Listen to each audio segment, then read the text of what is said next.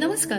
कला क्षितिजमध्ये आपल्या सगळ्यांचं खूप खूप मनापासून स्वागत. आपल्या लाडक्या गणपती बाप्पाला इतकी सारी नावं आहेत, त्यातल्याच काही सुंदरशा नावांची ही रोचक कथा. अनलासूर राक्षसाला तपश्चर्येअंती शक्तीचं वरदान मिळालं. अनल म्हणजे अग्नी आणि ह्या शक्तीचा आणि अग्नीचा वापर करून त्यांनी सगळीकडे हाहाकार माजवला. सर्व भक्त मंडळींनी गणपती बाप्पांचा धावा केला.